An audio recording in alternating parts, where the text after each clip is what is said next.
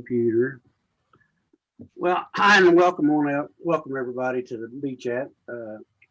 Ian Stepler is going to be our guest speaker. He's the Canadian beekeeper.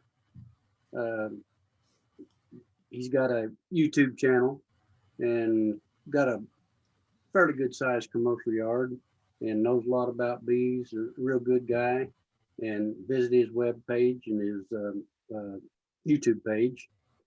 And we'll get things started. I'm going to ask you a question here, Ian, because I've had this question asked to me and I really don't know. Here where I live in Indiana, we don't really have a winter sometimes till like this time of year, maybe before it even really starts. But after October's around, there's nothing blooming. So my winter bees has already been made in September and October. And if they're flying. Like last week, it was 15 degrees Celsius here. They was out flying, and there's nothing for them to get. Yeah. And I worry about feeding the pollen, the dry pollen substitute, and feed. What do you think about that? I mean, if I don't feed it to them, is what I'm thinking. If I don't feed it to them close, they're going to fly a mile and a half, and they're going to wear themselves out quicker than they are if I feed it to them. Yeah, I guess so. I talked to Cayman Reynolds. He's a little bit south of you yet. You're Illinois. You're right across from, where are you anyways? Louisville. You're above Louisville, across from Cincinnati, I think, eh? Yeah, almost even with Cincinnati. Cayman's a little bit south of you. So, I that's a really good question because, up here, they drift into winter bees and winter nests produced. They're not doing nothing until April. It's just like, that's all there is to it. But you guys down there, you have more variable to your winter. You get the warmer periods come through and your bees are flying more often. Like mine won't fly. They get put into the shed in November. They won't fly to April. And to a lot of people, especially guys further south, they're thinking like, holy, that's 5.5 months without flight. Because you guys see flight for, well, would you say you had flight for your bees maybe once every month, Joe, or yeah, I usually kind of shut down for a period of time? So far this year, they probably flew 8 or 10 times this month. But typically, after we get into January, you get maybe 1 or 2 a month from January through to spring.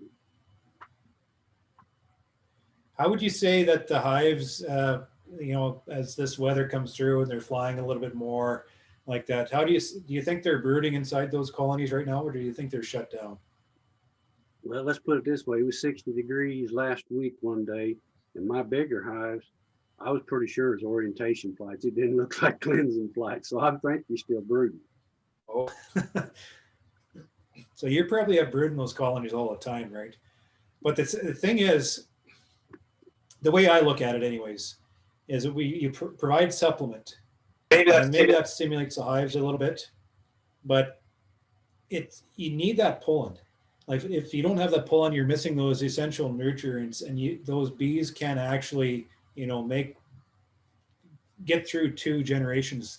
You can do a little bit with that supplement. You can kind of bridge between pollen feasts, but you can't replace that pollen. So if you start dropping a bunch of supplement on them because I guess your objective is to keep them from flying, then I hope that you're going to be seeing pollen right smartly, because those bees are be developed. They're going to be mining the resources which they need from within that colony to be able to get that missing nutrient. And if they don't find it shortly, they won't get on to the next one. And they kind of just, in a way, the way I look at it, if you're kind of trying to provide for them, but not with everything they need, then you're just going to exhaust them, right? So it's a really good question. I don't know how to actually approach that, other than, making sure your colony has a lot of pollen maybe in reserves inside, and maybe making sure that your colonies are extremely well fed as they go into winter, which maybe help you get through those periods. But when do you think your first pollen would come about, Joe? Well, actually, we never get without pollen. The evergreens here, I've seen it 3 years ago, it was 75 degrees on Christmas Day, and they was bringing in gray pollens from somewhere, so it was natural. Now, what kind of quality of pollen that is, I don't think it's very good. Yeah. So So, you think that's your ticket right there then. If you're thinking you're getting pollen coming in during a period of time which they're out and flying through sometime through winter, then maybe a little bit of supplement to keep them from flying too far, maybe it won't be as detrimental. But if you talk to some guys and they're putting down supplement and they don't really know why they're putting down the supplement, but they're putting it down and there's nothing really out there for them to feed on, but it's just to keep them busy. If those bees want to naturally shut down and slow down, just let them. And once there's something out there to stimulate them to grow them, then pour it to them. That's just kind of the way I look at it. But you got to appreciate up here, like we are very definite. Our seasons, we have summer, we have fall, we have winter, we have spring, and those bees, like these carnies that I look after, they whip to those seasons almost to the calendar. That season comes down and they shift their mode into a different type of behavior, right? So it's a lot easier when things are more definite, like what I have here, more definite but more extreme. But at least we can read them a little bit easier. Then you guys might have a little more trouble down there. Well, what I was wondering about, I feed Bee Pro from Man Lake, dry stuff, and it says it's got all the amino acids and stuff in it they need. Are they still liking something out of there? I know natural's always the best. But there's been a lot of research into the supplements and such, but there hasn't been, for all the energy put into trying to make that complete diet, they're missing something and they don't know what that is. That it's something is a nutrient or it's some kind of I call it the natural spirit. The bees need that natural food substance to come in. Without it, they can't do anything. And it doesn't matter how much money or how much supplement that you put into the bees, if they don't have that natural factor X, they're not going to do anything. So those flowers are extremely important. That pollen is extremely important, and those companies are fortifying their supplement with nutrients, with vitamins, minerals, and maybe some kind of fancy other stuff that they're trying to mimic that factor X, and it's really good. That's really important, especially when you're trying to bridge two areas of growth, because then you can provide those bulk nutrients and vitamins and minerals and just help fortify those bees, bridge the gap between the next feeding, But they can't replace a natural substance. If they could, then that'd be the only substance. Ultra Bee is pretty good too. I use Ultra Bee, and that the bees really like the corn, and they seem to, I don't know, they do very well on that. That's what I use Ultra Bee. I'm sorry. I use Bee Pro patties and Ultra Bee dry. Yeah. Mm-hmm. Well, I guess the question would be, which would you think would be worse? Not feeding pollen when they're out flying and just let them fly the 2 miles, or feed them the pollen? Yeah, that's quite a subjective question. If you ask me, if you don't think that there's any pollen close, or if within a couple of weeks, 3 weeks or so, we're in the middle of winter right here anyways, I'd be inclined to just pull back a little bit until you are anticipating these hives growing. But if you see those hives growing and you see those hives bringing pollen in and you see those hives advancing forward, then I don't see any problem with supplementing that just to help them, nudge them ahead a little bit. But if you're going to nudge them ahead a little bit, you got to make sure that natural stuff's ahead of them, because if you get them too far ahead, they're just going to stagger if they don't have that natural diet coming in. I know some guys out in BC who they get into winter a lot earlier than we do. They hit winter about the same time, that end of October, November. So they fall into winter. So the bees are set up for winter. They drift into about January, coming in February. They start getting milder weather coming through the mountains, and they get some natural maple pollen coming through, and it sparks them up a little bit. And I know guys that will anticipate the maple. They'll drop supplement on, like patties, like you're talking about, drop some patties on there just to, liven up those colonies a bit. They're out flying. They're a little more active. And so they feed them a bunch of supplement, get them brooding, get them going a little bit, and then they're right onto that maple pollen, which is really nutritious, and they just explode in growth. So what I'm trying to say is just if you're going to supplement them, if you're going to try to manipulate them, just try to do it in step with what nature is trying to provide you. So that's what I can say about that. Okay. I'm going to mute everybody here just because I'm getting a little back feed. I forgot to say, I think if you hit on the participants button down there, it'll give you a split screen, and there's a place over there you can raise your hand and ask questions. I don't know. I can't unmute you. Can you unmute yourself there, Ian? Yeah, you're unmuted now. Okay. Okay, we've got the first question here. Bruce, you're up. Go ahead. See if you can unmute yourselves. How about now? Can you hear me now? Yeah. Well, first, Ian, you know, I'm always learning from your videos. I never stop learning. I appreciate all that knowledge you got up there. We've got down here in Central Texas, it's been pretty warm, and I've got a lot of my beekeepers. They're coming to me and saying, "Hey, look, my bees are gone. The hive's empty." And sometimes there's still honey in the hives, and it's starting to be like 3 or 4 times last couple of weeks I've gotten this this call. I'm wondering, because it's so warm here, is it possible maybe the bees are just not living that longer, those longer days? Their metabolism is not slowing down like I have read in the wintertime. And that may, you know, our bees are just living out their lives, you know, within the 45 days or so, and the queens aren't laying enough eggs. Oh, yeah. Yeah, there's, you know, we had to ask her question on whether, like, what is it that creates that longevity within the bees? Like, what is it that allows them to, you know, extend their lifetime throughout this winter dearth period? And there's some thought behind that.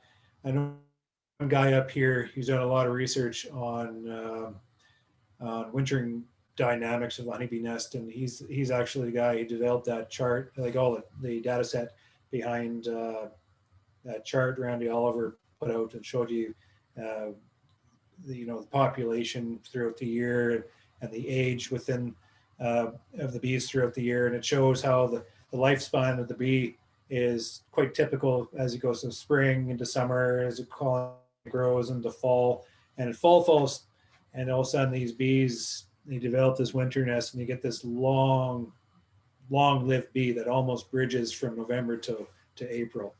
It almost seems like they're able to, and actually it does show that. So we got to ask ourselves, what exactly is it that's allowing the bees to make that transition from longevity to, you know, from a short-lived bee to a long-lived bee? And some of the thought is it is to do with hormones. And if I had the paper in front of me, I'd be able to tell the concentration of that hormone and its relationship to the amount of flight activity that the colony experiences. So I wonder, and this is just off the cuff, but I wonder if the colonies have gone into winter. It's a winter nest. These are, you know, they're winter bees, long-lived bees, but now they're flying. There's no brood in there. Now they're flying. It's kind of disrupted the, you know, this hormone or whatever, and it's kind of maybe shortening their lifespan a little bit, and maybe that's affecting their longevity. Because once they start flying like that, once they decrease their lifespan, they got to replace those bees with new brood. So in a way, if they're going to be flying and they're going to be foraging like that, they got to be bringing stuff in to be able to replace all that energy that they're spending, right? So I'd hope that there'd be pollen down there in Texas right now, which will allow them to, you know, maybe spark up a bit of a nest and develop moving forward. I'm not quite familiar with that type of area, though. Bruce, have you checked any of I know there's hives? beekeepers down there. I know there's beekeepers down there that keep track of through social media, and they're putting sugar on there just because what you're saying is they're quite active and they're burning through the resources. But I haven't heard any complaints about bees disappearing. Everything seems to be quite settled and typical, they tell me. I am pushing sugar shims on everybody around me, And I know it's benefiting my bees to have some just dry cane sugar on top of the newspapers. But Joe, I'm gonna go check Monday. There's a couple of hives that they said they're holding for me, but I'm starting to get a little unnerved that these are people that have strong beehives. I mean, I work with them and we do things to keep those hives strong. And so I'm starting, once I wasn't, we couldn't figure it out. Maybe it was pesticide, but 3 times, 3 different hives, 3 different locations, they said the bees are all gone. And these were strong hives. I mean, they had queens and we went to fall, winter, I was monitoring them. They were strong hives.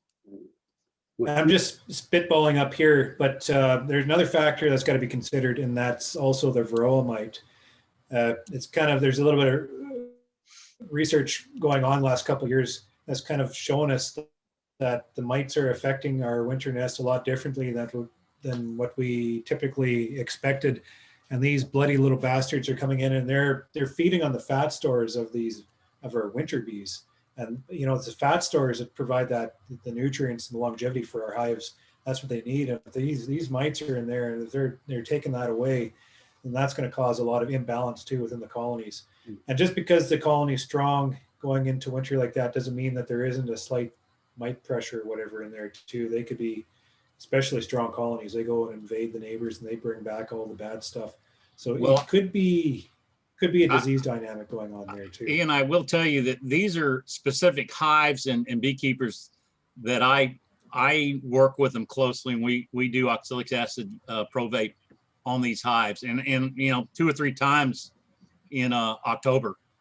We're pretty sure from our hive mite count, we don't have any. We didn't have any mites. Yeah. Yeah, it's a little unnerving. So that's a good thing. Yeah. Just doing monitoring like that's really important, because then you can rule out different dynamics like that. So if your mite counts are low, the reason why I say that is because I know there's guys contact me from Florida, and they're trying to shut their bees down, kind of like what we do up here. We're naturally shut down. We're forced into the winter sheds, and what they wanted to do down there is they want to kind of mimic what we were doing. So they built these sheds.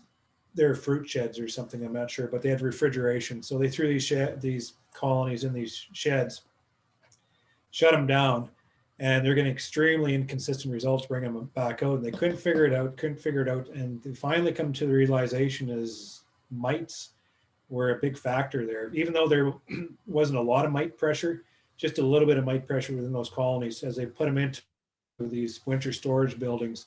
Just a little bit of mite pressure caused that imbalance and the inconsistency. When there's no mites, things are a lot more fluid, or not fluid, but a lot more consistent as they come out. So it's, fucking mites, right? But that's all I can say for what you're seeing down there. Yeah, I'm gonna do a little more research on the hormones, and maybe somewhere out there is a little more knowledge on what causes them to extend their metabolism. What are those factors? Send your email address to Joe, and I'll send you a link to a lot of the research that Lloyd Harris had done on that subject, specifically on the hormones and longevity of the bees. I'm not sure if it's going to tie into what you're seeing there, but a little bit more knowledge might help you put some pieces together. But he looks at things a little bit differently than a lot of people, but what he says makes a lot of sense to me. And it's kind of what I see with my shed. And I say, well, yeah, that could be what's going on. These hormone levels connected to the flight of the bees at certain times within the year. He's very certain about that. But pass it on to Joe, and I'll send you that information. One more question. Are you familiar with Pediococcus strain bacteria that is just starting to be stated that is good for treating nosema and pesticide-induced adverse effects? And it's supposed to be just for commercial beekeepers right now. And it's a Pediococcus strain of bacteria. Okay. No, I'm not familiar with that. Where was that? I'm just curious if you. Where would that? Here, go ahead. Well, Sorry. it's Sorry not for it's the not delay. given in a probiotics type setup, but it's sort of like a separate bacteria or powdered bacteria strain. But from what I've read, it's specific for decreasing nosema. I'll send you the paper. I'll send Joe the paper. Sure. And Sure. I'm just curious Sounds if good. anybody started using that, because it is interesting that they have statistically showed pesticide-induced adverse effects are reduced by using this particular strain. And it's called Pediococcus. Anyway, I'll send it to Joe. Bruce, Sure. I got an old beekeeper. He's a master beekeeper, Kent Williams, and he says that a bee, when they're stressed, can handle one stress. And they always, not always, but a lot of times will abscond, what's what we're talking about here, when something else stresses them. So that could be that they've got just a little mite load and the weather stresses them, sometimes cause it. I mean, it's going to be hard to put your finger down, but you can go in there. Of course, the bees is not dead in the bottom, so you can't, Right. you can't test the mites on that. And again, Joe, you know, I push on a lot of my beekeepers to, you know, everything I can help them with to make strong hives, because, you know, a lot of beekeepers just don't, hobby beekeepers don't get it. And so I'm sort of like in between a rock and a hard spot here, because they're all coming back to me and say, well, where's my bees? If we got strong hives, what do we do wrong? And I'm sort of in a rock, in a hard spot now. I'll get people calling me that's not treated all year for mites. And they get in there in August and the mites is everywhere and they're eating them up and they oxalic acid them, open them up, see them, they disturbed them, they oxalic acid and the bees leave. And they call me back, well, why did my bees leave? I said, because they was stressed with that max on mites. You open them up and stressed them, and then the chemical putting the oxalic acid vapor in there, you stressed them enough that they couldn't take it no more. They left. It happens, especially if you've not treated all year. That's why I tell people to keep their mite counts down all year. You can't wait. With all the viruses that the mites carry more used to, you get by treating twice a year here and not have to worry about mites. Once in the spring, once late fall, used to be good. Can't do that anymore because the viruses will kill them before the mites kill them, really, in a lot of instances. Nobody else got a question? We also can't rule out, Bruce, you can't rule out pesticide either, because that's something out there that's just kind of lingering, and we're never sure what is actually being brought into the colony and where, you know, what our bees are being exposed to. And sometimes it's not just the one pesticide, but it's the, you know, the synergy of multiple pesticides coming in. And if you're, if you're seeing or go ahead. These are in cow pastures, so I actually have some of these guys actively looking to see, you know, without making the adjacent landowners mad, just to see if they do spray, just to see if that maybe is an option. Yeah, we thought about looking into that one. Yeah, we can't rule it out. And I mean, my hives are exposed to a shit ton of pesticides up here too. Like, we use all the farming practices, but there's also farmers that are, you know, they have the bad habit of tank mixing and just to minimize passes across the field. And it's not necessarily good for our hives if they get exposed to it. So we have to put that into the factor also. More times than not, you know, mites and nutrition, but that cursed pesticide exposure is always influencing our hives too. So just how it has. And it maybe if there's a group of beekeepers together experiencing the same symptom, but beekeepers in other areas aren't, then maybe, you know, that's more indicative maybe to that area being exposed to a certain something. Whether it is a mite infestation that got away, but you're saying it's not, or maybe there's some kind of chemical application that you can't see. Yeah. There's a lot we don't know. There's a lot that we can't see, right? We're just trying to figure it out. Yeah. Thanks for that. Nobody else got any question? Don't see any hands up.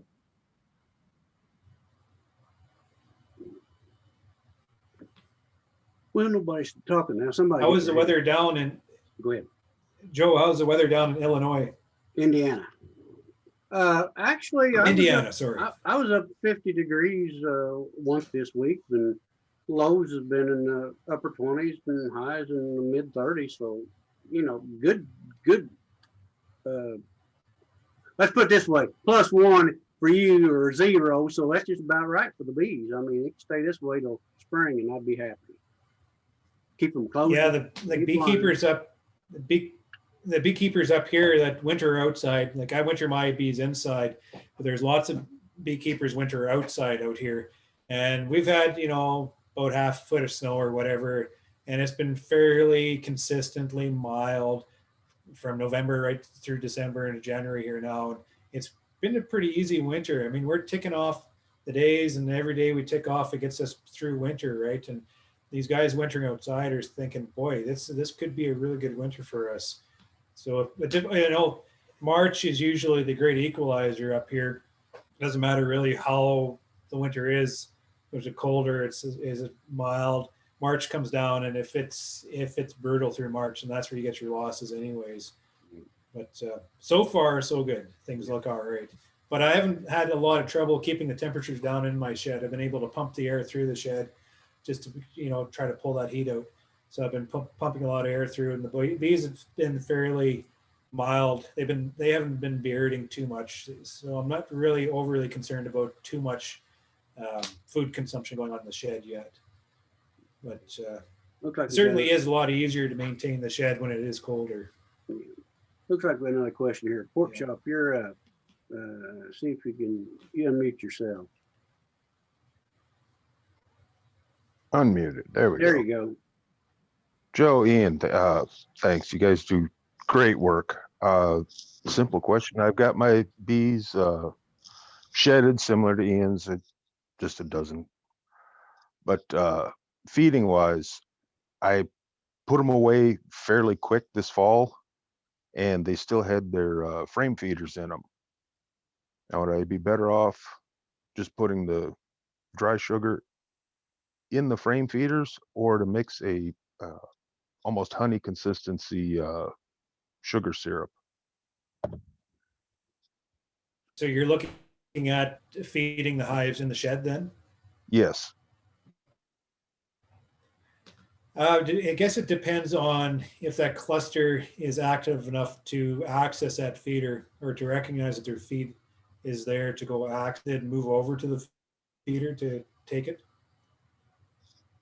Okay, I understand what you mean. I have to go look at them and see. I haven't touched them for a while, so I will just go see. But I was looking for a recommendation to either put, a dry in the feeder or on top, or to mix a 3-to-1 or whatever I can get mixed down sugar syrup.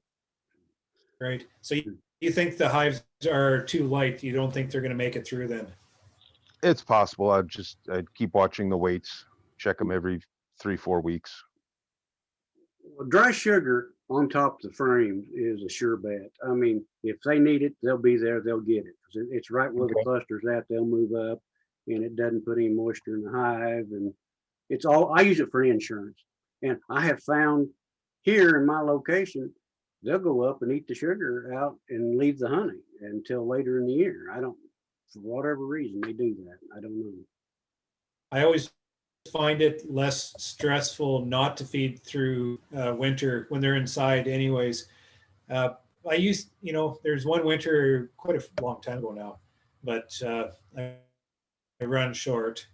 Maybe kind of like if you're talking, I didn't get enough feed on the colonies. I put them into the shed and I realized, damn it, I'm losing some colonies to starvation. So I started feeding, and maybe I saved some through feeding, but I think I caused more stir and more stress within that shed as I was trying to feed those colonies to protect them. I don't know.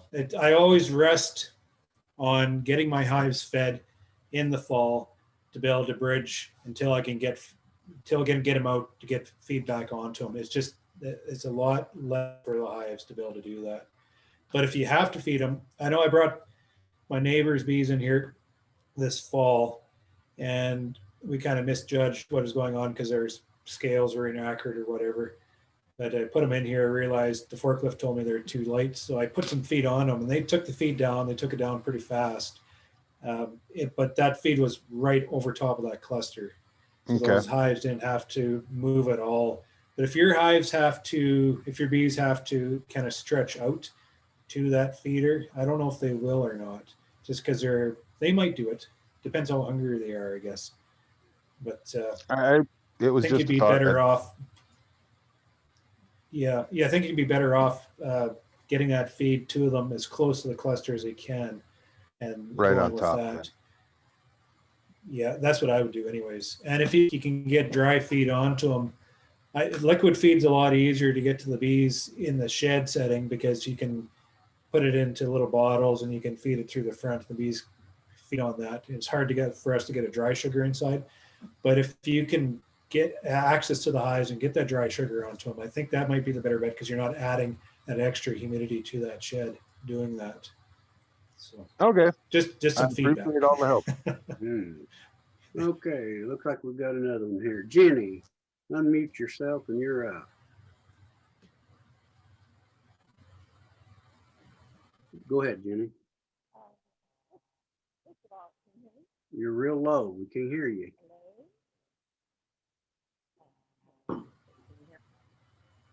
Get closer to the mic or something. We just barely hear you. Hello? There, I can hear you just a little better.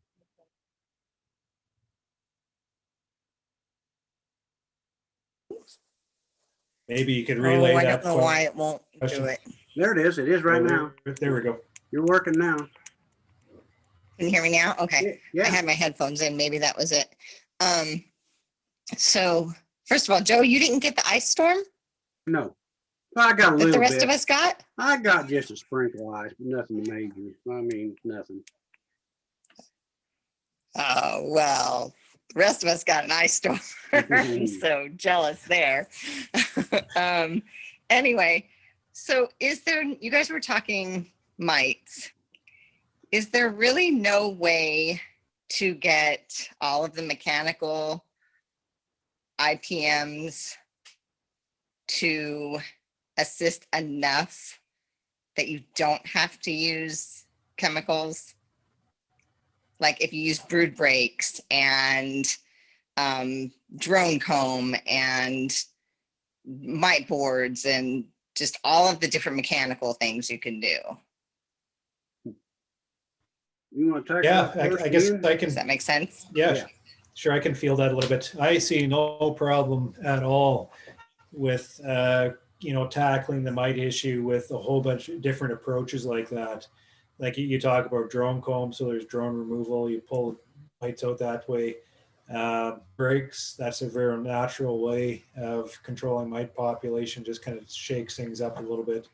Maybe you want to use some thymol or some oxalic or formic or whatever you want to do throughout the year. That all works. The thing is, you have to be sure that you're on top of it at all times and keeping it at a very low level for those methods to work. Those, they'll catch up to you. And if they get ahead of the curve, if they get a bit of, advanced where there's a big population in there and it kind of staggers the hive development a little bit like that, if you don't have the ability to knock those mites off them right now, that hive's going to likely crash on you. So that's why a lot of commercial beekeepers who can't put as much attention towards putting those alternative treatments in, because that's very time consuming. So if you have the time, you're able to get to your hives all the time, you're able to monitor, you're able to see what's going on all the time, then that's probably won't get ahead of you. But in your situation where it takes me 2 weeks to get back to that colony and another 2 weeks, that's why we rely on those treatments at extended period, and it's typically chemical, just to provide that length of treatment.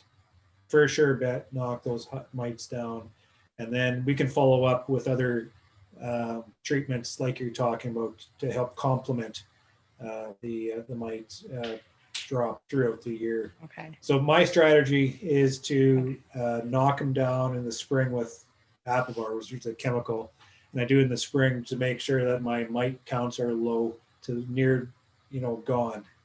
So I want very low mite counts. I'm using that chemical treatment in the spring because there's robbing pressure, lots of pressure from outside apiaries where it might be bringing in mites in. So I want to make sure I'm controlling my mite population in the spring through that critical growth period. I get them into summer, they explode into growth. So, these hives, they monster themselves out. That's terrific conditions to grow mites. So that's why I want low mite counts going into summer, so there's no mites to develop out of this big nest. But going into fall, I'm monitoring and I'm making sure that there hasn't been any exposure, there hasn't been any growth. If I can get my hives through that fall period with low mite counts, then I hinge on those alternative treatments later on in fall when there's no brood, so I can really target them. And I can do the whole apiary at once. I kind of rambled a little bit there, but that's kind of in a roundabout way. That's my reflection on your question there. Okay, because I'm only going to have a couple of hives, and so I figure with 2 or 3 hives, I think I can manage having changing out the comb and changing out the drone comb and changing out my boards and things like that. I understand it on a commercial operation where you can't, but I want to try not to have to use any of that stuff. I understand, if I get to a point where I have to, but if I try not to introduce any of that stuff. That is exactly the point right there. And if you're monitoring the whole time, that's what a lot of beekeepers miss. They just don't get it. They don't understand it. They don't want to use chemicals. They want to go more of a natural sense. But at the same time, you got to keep your husbandry up in your colonies. And by doing that, you got to know what's going on. And to know what's going on, you got to monitor. So like you say there, you're going to be there, you're going to watch what's going on. If you can monitor what's going on, then you can use these alternative treatments kind of combat that problem of mites, right? And if you can if you're going to do the drone comb removal, that's not going to be 100%. Like you're only pulling I shouldn't even say, but it's something like 20% of the mite in the colony at that time as you're pulling them out. You're not taking them all out. You're just taking a portion of those mites out because they're also residual within the other areas of the colony. If you're going to throw down oxalic acid while they're brooding, you're going to miss a whole lot of mites because there's a lot in those cappings, right? But if you keep at them, you keep the alternative treatments at them, and you're monitoring to make sure that population doesn't explode, then there's no reason why you can't get away with not using chemical. But if those mites do catch you, and if they do, explode into this, go over threshold, which in my area, it's, 2.5 to 3%. If they get over that threshold, you have to be ready to combat them. And if you don't, that hive's likely going to die. So then you got to maybe say, damn it, I'm going to have to use chemical this time just to clean this mite problem up. Because if you don't, that hive's likely going to die, and you're going to affect everybody else around you at the same time, right? Right. So I think you have a pretty good gist on how you want to handle the situation. Okay. There's a big difference in bees too. I mean, you've got some bees that's pretty mite resistant now. I know Jason Braggs and myself and a few others have been working on it, and I monitor them, and typically they've been mite free for a couple of years now. I just don't have any mites on them. But do I treat them? It's like Ian. You cannot treat. I mean, if you go in, you got to treat. You got to commercially. You can't get caught with your pants down. You got to know what's going on. That's the big key. Some people say, "Well, I treated." Well, did you check after you treated? Did you get rid of the mites? Because I know here 2 years ago, Jason, me and him run basically the same situation. He had this 1 or 2 hives, just had a terrible mite load. He knocked them down, and in 2 days he'd have them back. They was robbing something from somebody else's, and they just explode again. That's like, you got to know, just because you treat don't mean that you killed them. That's one big thing. I think. So how many you say, frames Joe, of bees would be is too small? Pardon me? I'm just wondering how many frames of bees is too small to do a mite check. Well, I don't know. If you got 3 frames of bees, you'd all be all right to do a mite check, I would think. Yeah, I don't think there is when you're looking at mite counts, I don't know if it has to do with the actual size of the colony, but just the sample that you're taking from that colony. If you're pulling off like 100 bees, let's say from a small colony, and that 100 bees is showing you like 5% mite load. Everything's relative, right? So you got to ask yourself a question too: why would they be that small of a hive? Maybe mites are influencing them. But Joe, I was going to ask you. Yeah. You're talking about mite resistance, Mhm. mite tolerance. What would you say would be the mechanisms the bees are using to control those mites? The ones that Jason and I both are raising one is VSH. And that's not the hygienic part of VSH. That's actually you do a test where you go in and pull 200 bees out at purple eyed stage and see how many viable mites there are. That gives you the true VSH of a bee. And we got chewers. They literally chew the mites. They kill the mites. Oh yeah. And I've got some chewer colonies out there that they chew mites and small hive beetles, which you don't have. They'll keep both of them. You find all kinds of them dead in the bottom, chewed up, no legs. The hive beetles, the only thing you find down there is the shell. They eat the whole. I think they eat them for protein. They'll eat them So all. you're up. seeing both. You're seeing both the hygienic and the grooming behavior functions going on within your colonies, then. Yeah, and actually, we AI our queens, the breeders, and we've crossed the traits. And out of my yards, I'm seeing chewing traits in bees that shouldn't have chewing traits. I mean, they just open mated, and they're getting it out of the yard, and they're really done good. I'm impressed with it. Because I don't think the mite biting is a trait of VHS. Am I right? Like VHS is a very hygienic behavior. I know they pull out a brood and like that, but I think the mite's a totally different mechanism on itself, right? That is correct. Jason kind of stumbled upon this. He might want to talk about it, but he's found a real quick test to give a way of how VSH your bees are. Just take a blue shop towel and lay it on top of the frames of a strong colony and come back in 24 hours, see how much of that towel they've chewed out of there. A strong VHS hive would chew that whole towel up in 24 hours and carry it out. That's just something he stumbled on. That's not scientific. That's not really a VSH test though, Joe. That's more of a hygienic test, but a lot of times they go hand in hand.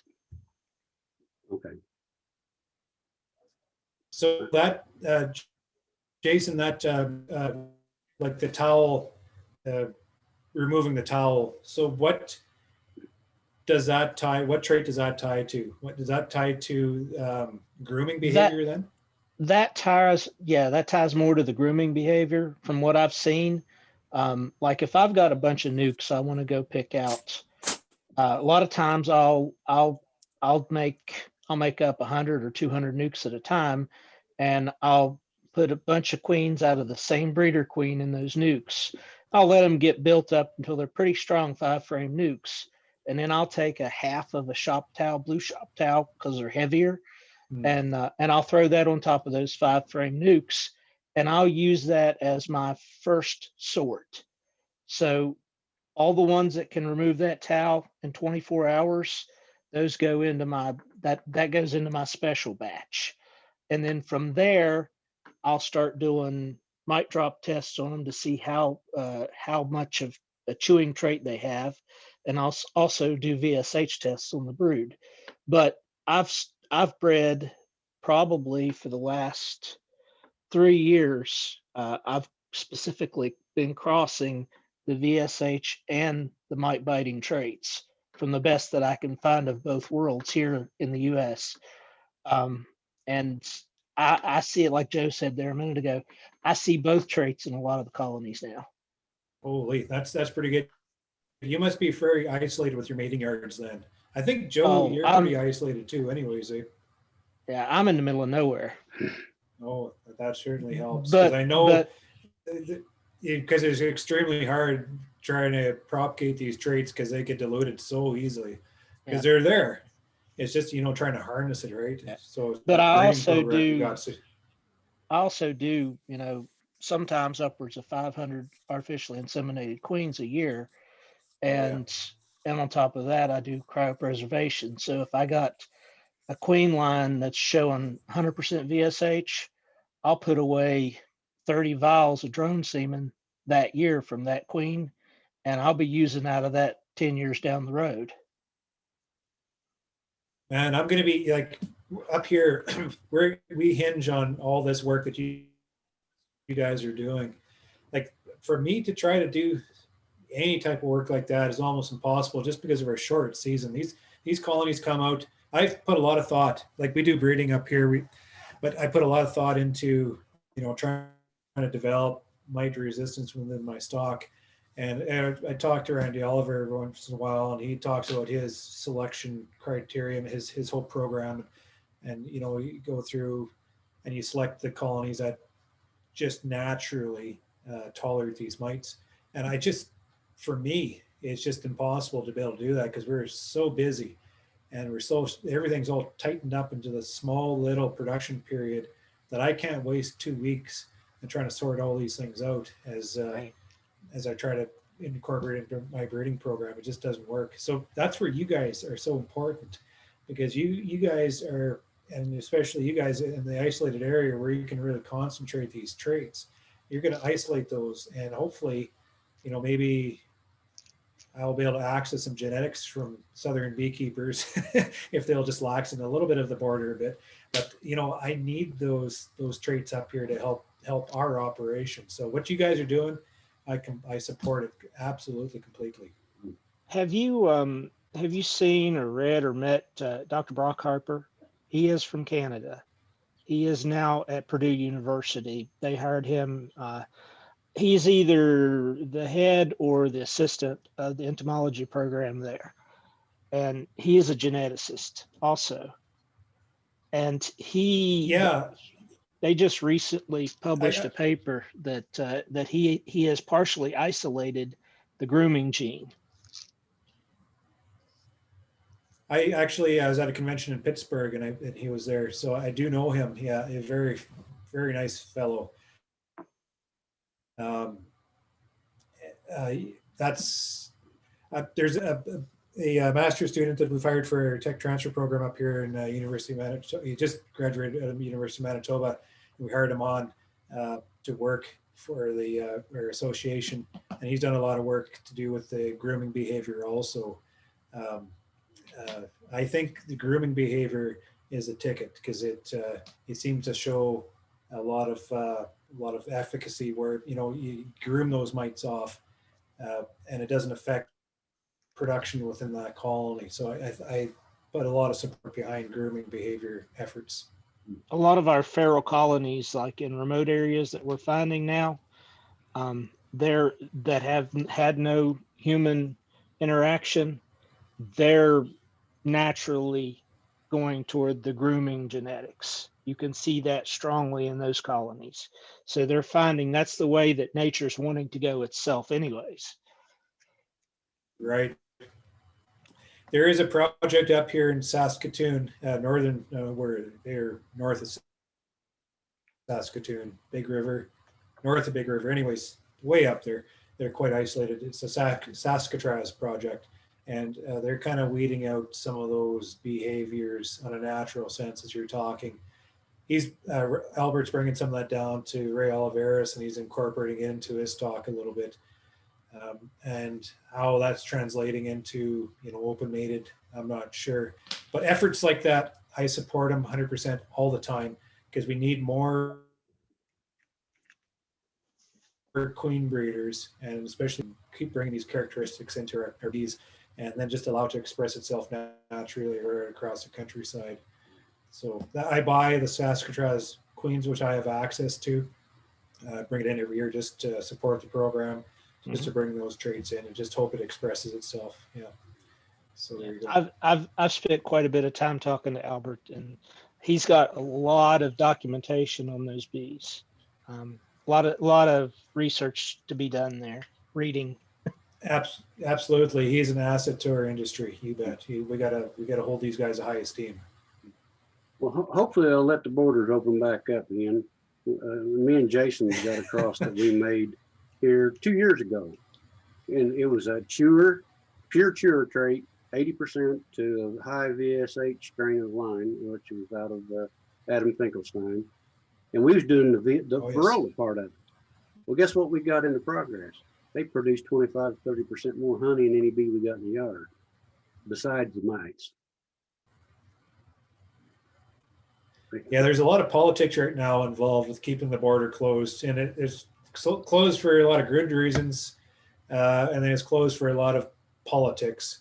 So, you know, if we could just inch our way a little bit closer to allow genetics to pass by a little more fluidly, I think we'd be beneficial. We would all benefit from that. But politics, I mean, what can you say about it? 25% increase on your honey production would be awesome, wouldn't it? I would take 25% all day long. Well, I don't know how the bees are spare up there, but they're doing really well down here. Okay, got another question here. John, unmute. You there, John? Can you hear me? Yeah. Oh, okay. Hey guys, thanks for having this meeting, and thanks for all you guys' videos. I can't imagine how much harder and longer beekeeping would be if it wasn't for this technology. But my question is I've been grafting and raising queens for 4 years now, and what can I expect with raising queens in an area where they're open mating with lots of other bees area, package bees and stuff? Can I ever produce a good stock of queens in this situation? Yeah, that's John. That's a good question, because you know all your efforts maybe are getting diluted by everybody else around you bringing their genetics in. So you know, I guess the long and the short of it is, yeah, you're gonna be staggered just because of the influence of everything else around you. But I don't think that should stop your efforts though, because you're the other half of the equation, and everything that you're doing, you're selecting for all those traits that you're looking for. But you're not only looking for those traits, you're looking for those bees that will manage your own management style. The way I look at my breeding program up here is we're selecting for the brilliance within my apiary all the time. That brilliance is, some of that is just being able to tolerate my management practices too, right? So, and 2 years, 3 years, 5 years into the breeding program, I find myself looking down into the nest and seeing what I want to see, and seeing the bees do what I want to do, have them do, and have them react in certain ways which I want them to, just because I'm selecting those traits, maybe those behaviors that kind of complement what I'm doing here too. So I wouldn't be too discouraged on just the outside infestation, I guess you can say, of bees around to influence into your breeding program. Because what you're the other half, you're just keep at it, just keep breeding what you want to see, and you're gonna see it as it keeps going regardless. And if you can find isolated spots here or maybe there, maybe that's where you can isolate your breeding yards and develop your stock in those certain places, but that's extremely hard, because these queens, they'll fly a mile, 2 miles, and that's a long ways to kind of control the area around you. But you can also do it with the drones, because the drones typically, everything, nothing is for sure with beekeeping, but what they tell me is the drones typically stay a little bit closer, just because they want to fly a little bit longer up in those congregation sites. So you can kind of dilute your area with drones at the same time. So if you find something you really like, throw a bunch of drone comb down there, get those drones up in those mating yards and try to stagger them around your apiary, just to try to dilute the genetics or the chance of the queen breeding with those drones. So, you can do things like that to help stack the deck a little bit, but it's going to be a constant battle, just because everything influence around you is always going to kind of screw you up all the time. Yeah. If Right. Well, if you got a bunch of bee or a strain of bees you really liking, and you've got neighbors around there close that keep bees, give them some queens. I know that's beyond the thing, but get Yeah, what? It puts your genetics back in what you're wanting. each year so far, I've tried bringing in some different queens. I've got some daughters of Sukobi queens, and this past year I picked up some couple queens from Baston Honeybee Farm, some Indiana queens, just to try and keep the genetics diversified. But I know on one of Mr. Palmer's videos, he said you can raise better queens from less than ideal stock and ideal conditions than you can with ideal stock and less than ideal conditions. And I've kind of seen that within my cell builders and the queens I get from them. So that's about all I can do for now, and each year hopefully see a change. One thing about it, the queens you're raising is definitely better than the queens that you can buy from the big queen mills. I guarantee you that they're better. Yeah. Another way to look at it too, I guess, maybe if you want to look in the positive side and things, is bees really thrive with diversity. And, you know, the more diverse of the breeding that they seem to be able to handle all those certain circumstances that hit them throughout the year and all through the year. So, you know, just because there's a whole variability of genetics out there that you're tapping into doesn't mean that's a bad thing. That's a good thing too, because you're tapping into everything. You're keeping you're fostering lots of traits there that you can tap into at any time at the moment. So I think there's problems sometimes when there's a narrowing down on that diversity, when we're getting too selective. You know, we're selecting so heavily for one thing, but there's a whole bunch of other conditions we have to account for. So as we select down and find those traits that we want, we have to also find the mechanism to bring everything else in that we need from these bees to be able to survive. So there's quite the balance going on. It's quite dynamic, and there's a lot of stuff we don't know that's going on that needs to go on. So all we can do is, like Joe said there, just forge ahead. Yeah. Okay, well, thank you very much. Darby, unmute yourself and you're up. All right. Hey, thanks guys for having a meeting. I got a question that's kind of like the same way what he's talking about queen genetics. And I've kind of been looking around, and I'd like to really inherit some of the VSH in some of mine, but I don't want to travel real far to find a breeder queen. But I really don't know anybody where I can pick one up.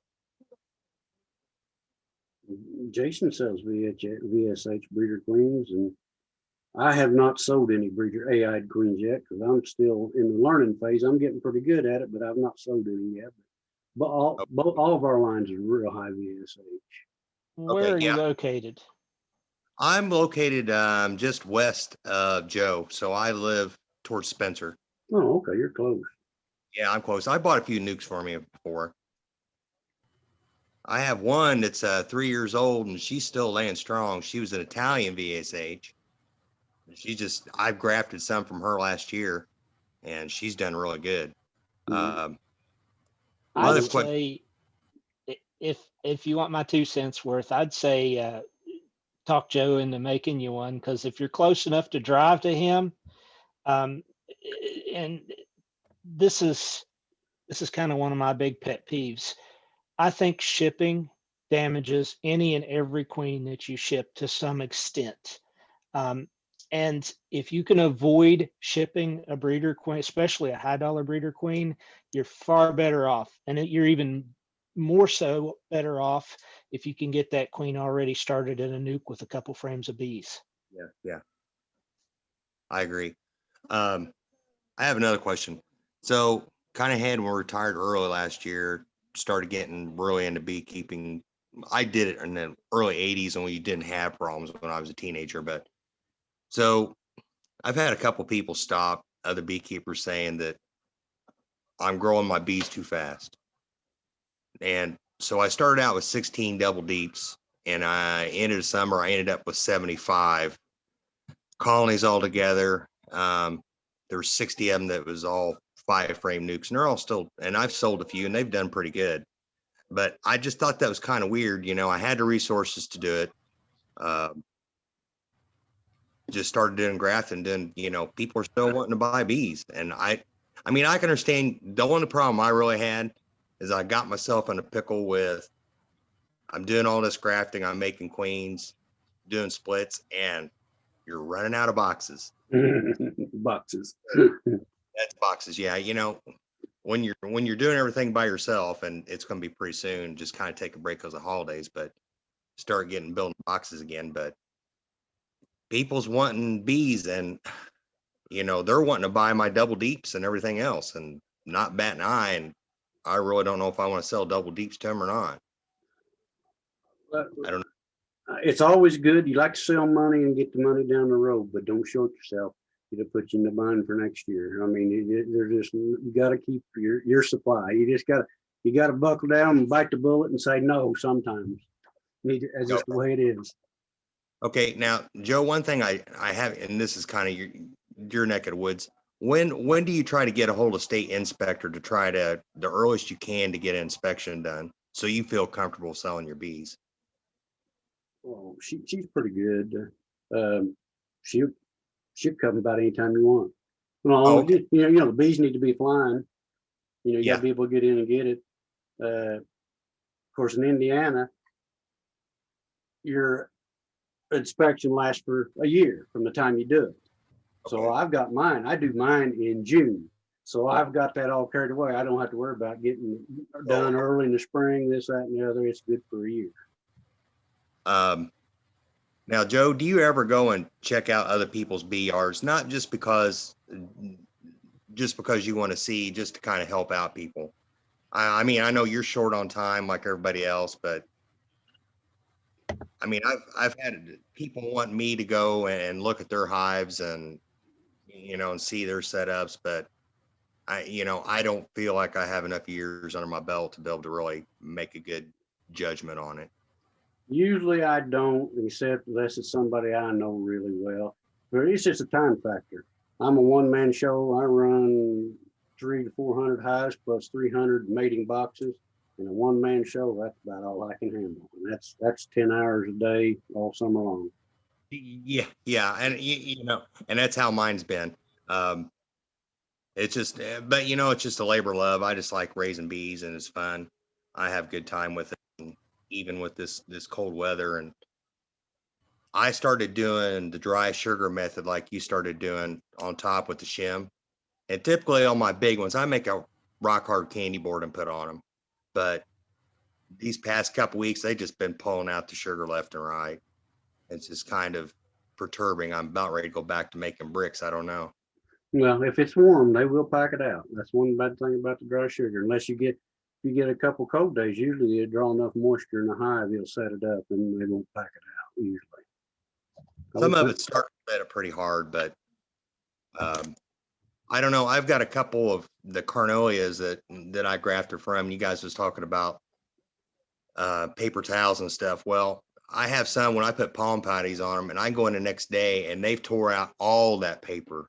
And some of the other daughters don't have those traits. You know, the ones that are pulling out the paper are really clean, bottom boards are clean, and they're still making tons of bees.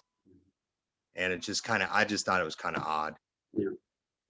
It's kind of like, go ahead. That's worth monitoring. Mark those hives. Keep a closer eye on them and see if you can figure out what they're doing.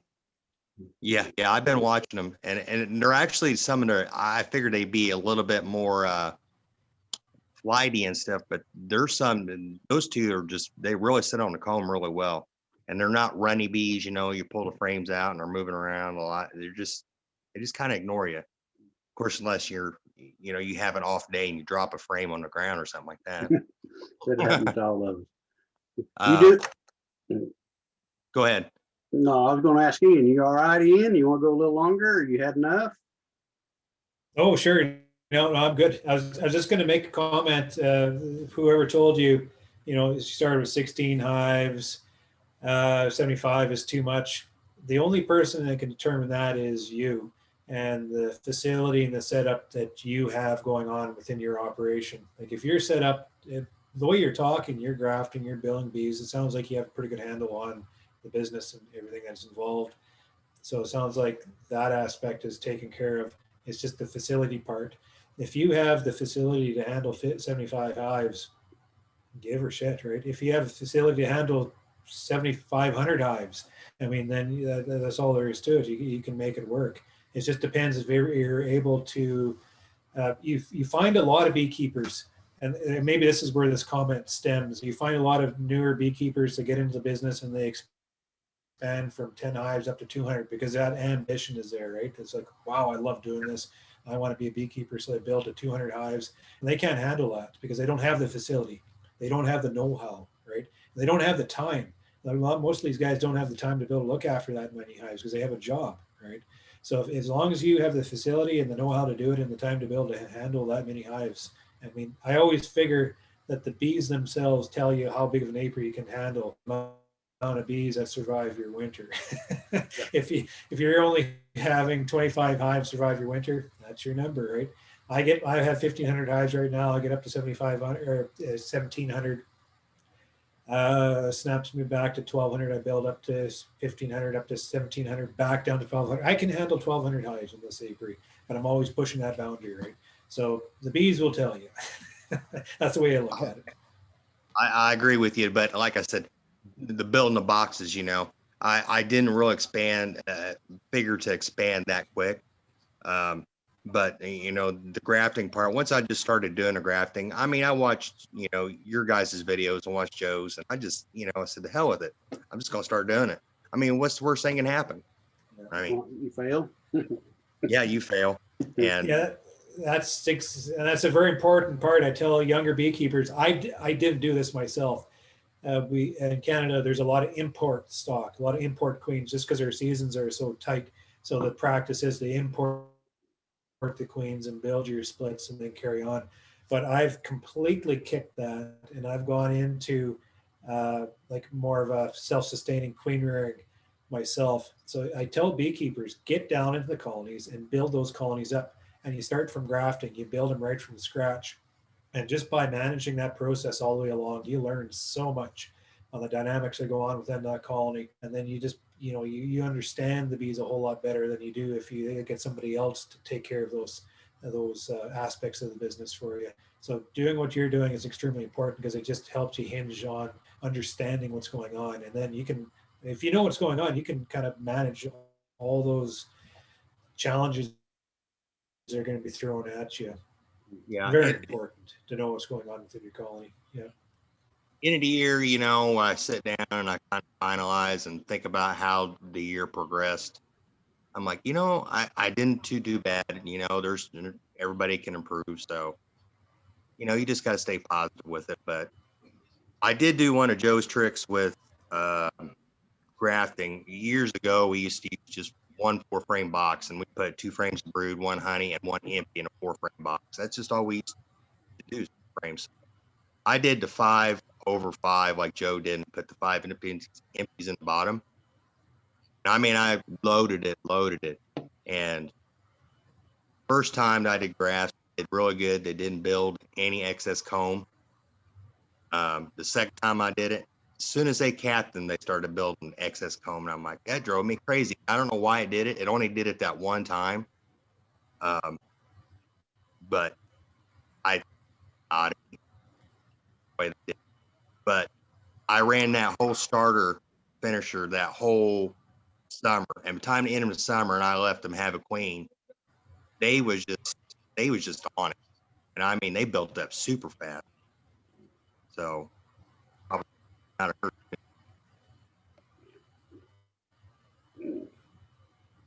Hope that answers your question, John. Pretty good conversation. Anybody else got any questions? Go ahead, Dan. There's a lot about beekeeping. As you get going, everybody's full on these damn losses all the time, on the failures all the time. And that's just the business. And I come to realize, like, we got to embrace the failures, and by embracing the failure, you're able to overcome it. But we got to realize that naturally bees die. and it's just a natural progression of die off and replacement, right? It's just, so the strategy I've been, instead of focusing on, oh, these bloody losses, oh, these bees are dying, just no, embrace those losses and just replace them. And by incorporating a queen rearing strategy into your operation, you have this battery of young nukes sitting in the back corner that you can use to fill in those dead spots, so you're not so demoralized all the time when you're seeing those losses. You just deal with it. You just fill those losses and you put the young ones in there. And it's nature's way. They get old, they die off. These colonies swarm off, they create new colonies. And it's the same thing as a cattle farm. It's just not in the same aspect. The cattle farm, we have the young stock, the 1 or 2 year old animals. We have the 5-year-olds, the 10-year-olds in the middle of the stock. Then you get the older bitches in there, and you just continue to call out the older ones and replace it with the newer ones. It's just a continual cycle within your operation. And if you can keep that youth in your colonies, within your apiary, and just keep that cycle transitioning year after year after year, it just helps those losses become more fluid as it works through. It's a lot tougher when, like Jenny was talking, she has 1 or 2 colonies there. It's a lot tougher to manage those dynamics because 1 or 2 colonies, you one die off, that's 50% of your apiary is gone. But if you have 2 nukes sitting in the back corner, you're not doing a whole lot, just kind of simmering there. If you have a loss, drop it in there. Then all of a sudden your apiary is back into shape. So it's not managing those dynamics that create queen rearing operation. Had an old beekeeper one time tell me, if you want to keep 25 hives, raise 50. Yeah. And Yeah, there's if you a don't lot of need truth in those, and if they become surplus, you sell them off, right? Right. And it becomes revenue just like that. And it becomes insurance for winter too. You have that battery of nukes, those battery young queens just sitting there.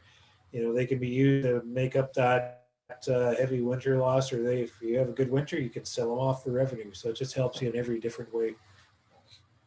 Yeah. We got Bruce. Go ahead and unmute, Bruce. Well, I know y'all probably all know that down here in Texas, we've got a really good ag exemption, property tax ag exemption business going. If you got between 6 and 20 acres, you can raise honeybees and get a special valuation on your property, and you can reduce your property tax as much as 6% a year. And there's a lot of takers. So what I've learned is, I try to push people.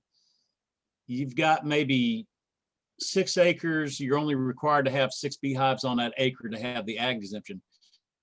Well, go ahead and have 1 or 2 extra hives all the time, just for that reason. If you have a dead out, then you're still above that minimum number of hives if the agent ever comes out and counts your hives. But man, ag exemption's a good business down here in Texas. Yeah, I wish we had that up here. Yeah, we get taxed up here. We get taxed everywhere.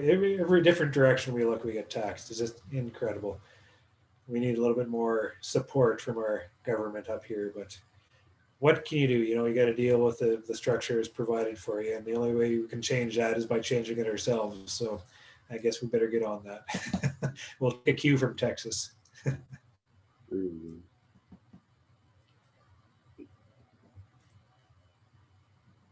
Ian, you got somebody in the background learning what Carrie's teaching somebody? She's pretty invaluable.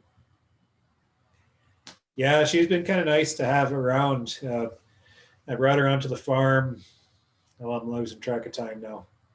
She's been here for 8 or 9 years anyways. I got her right in when she's grade 10, 11. She's working on the extracting line. And then 10, 11, grade 12, kind of give her a little more responsibility out in the yards and such like that. Then grade 12, as she graduated, I gave her a full-time job through the spring, summer, and fall period. And just as I go, just kind of give her a little bit more responsibility. And one of those things was the queen rearing operation that I adopted right at that time, because I didn't have time to do that kind of stuff. We're so busy with other things. And so we just bought her queens in, but she was there. She's eager and willing to learn. So I said, hey, let's try this out. So we just kind of tiptoed into it and just kind of gradually built. And now we raise all of our queens through the year. Now we're actually selling queen cells to a lot of the neighbors around. We don't sell mated queens just because the season's so short, but we sell stock through queen cells. So she looks after the queens and she looks after the honey house here throughout the summer. I'm out collecting the honey. She's in here with the kids extracting the honey. And then once I lay off all the school, or I guess I go back to school in the fall, it's her and I, and we finish up the season feeding and maintenance and all this kind of stuff. So she's been quite an asset to the farm. You get an employee like that, and a smart employee on any business will build their value around themselves. So, you know, it's a lot harder for that person to leave, because when that person leaves, there's this huge void that has to be filled. So she's building quite a bit of leverage on the farm to be able to get a raise. So I've been kind of giving her a little bit as we go here. I haven't been able to provide her a job through the winter yet. Just it's just not in her cards right now. But eventually, I think as we go, we'll be able to, you know, build a little more momentum and be able to keep her on through the winter, and maybe do mixed supplement or something like that. Do some frame building and maybe involve her with the cattle farm and stuff like that. We'll see how things go, but for now things work pretty nice. She's a pretty good hand, that's for sure. If somebody comes steal her off of you. It's nice to have people that want to come to work, right? She's quite passionate about her job, and she loves bees in a lot of ways. I love business. She brings the love part into it. But you know, she's very keen, and she's not afraid of doing that hard work. Like, she's not afraid to wash pails. Pails have to get washed. She's not afraid to managing these school kids, which can be a challenge sometimes. You know, she's not afraid to carry. You know, these pails are what, 30 pounds each anyways. We carry through the yards. So she's not afraid of that. She's, you know, she does all through the spring. We had some miserable weather. It's bone chilling as we try to get through and work with these grumpy hives. I mean, it's every job's a challenge, right? So you just kind of take it as it comes. Yeah. Well, Ian, I appreciate your time. I'm sure everybody else on here appreciates your time, and I've learned a lot from you, and appreciate it a lot. I think we're gonna call it a quit. Yeah, it's nice. It's not like I really know anything. I'm just providing feedback, but it's nice that the conversation like this, because everybody, you know, has something to contribute, and it's like, yeah, that makes a lot of sense. So when you can involve conversation like this, then it's a reason why, like, I'm starting to ramble now, but anyways, it's the reason why I'm a part of this association, and I'm a convention chair. And it's the reason why everybody comes to these conventions. And I always say it's not because of the people up in front talking, it's because of the conversation that those people up front create that forms a conversation back at the table that everybody's after. And I believe in that a lot. So the conversation between beekeepers is extremely valuable. And that's what I kind of hope I try to contribute to the industry a little bit through these videos, these silly videos I do, and just a little bit of efforts that we're putting towards the industry. I think the more that we can talk and collaborate and share ideas, I think our lives will be a lot healthier for it, and we're going to be making more money because of that also. So I pass a lot of you know, I tip my hat off to you too, Joe, for all the efforts you put towards all this, because it's a terrible amount of work, but I think it's the passion of our industry that we're putting into it that makes it easy. You know, I've had a lot of hobbies in my life, and I've mastered most of them.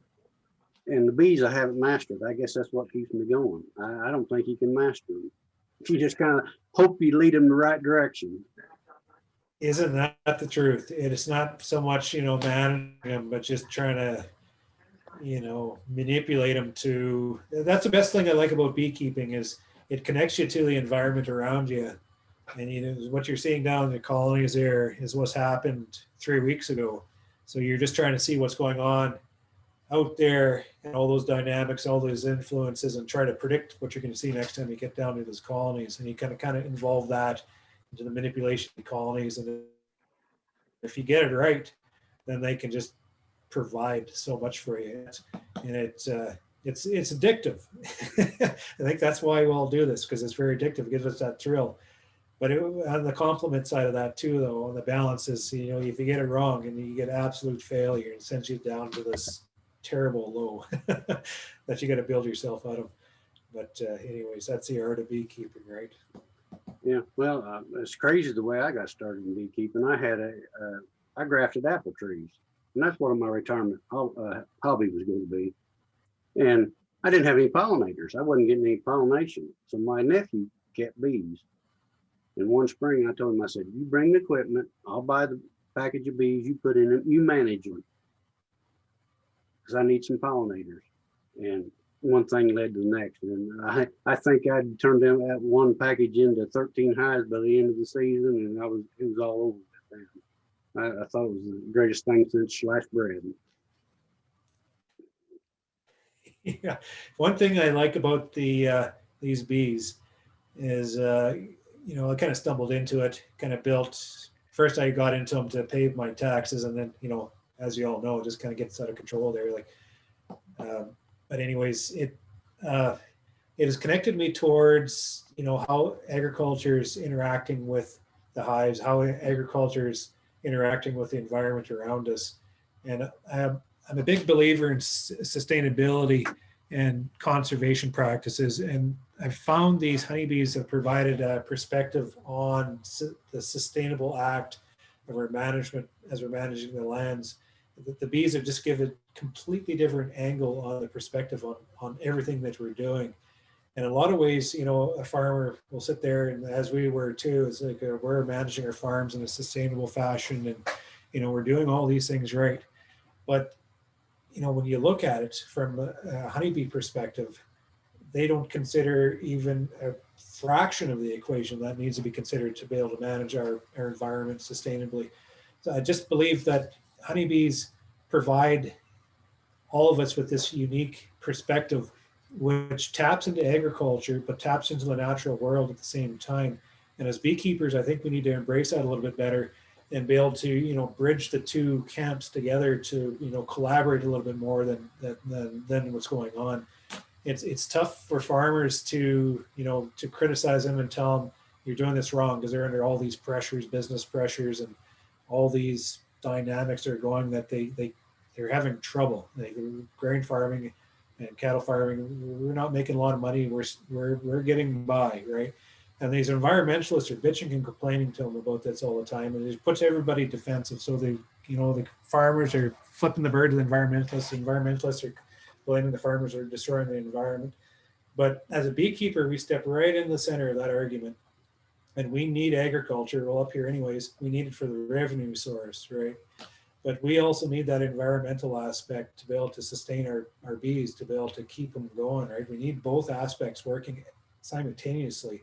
And if we can kind of, just create the conversation to bring this agricultural development, towards more of a sustainable fashion, to provide more diversity and such. And if we can bring that environmentalist cap over just to realize that we need development for all of us to survive, then I think we're going to be able to progress forward a lot more efficiently. So anyways, that's kind of that's what honeybees have brought to me lately within the last 10 years, is just that connection to that, to development, and the connection to the environment, and just the lobbyist spirit I have behind that. So anyways, that's what I believe in. Well, again, Ian, thank you much, guys. I thank you all for coming. Hopefully, I always learn something. You learn something from the dumbest beekeeper, not what to do. I mean, you always learn something. So you guys have a great evening. Thanks for coming. We'll see you later. Yeah. Cheers, Joe. Mm-hmm. Cheers, everyone. Have a good night. Thank you, Joe. Mm-hmm.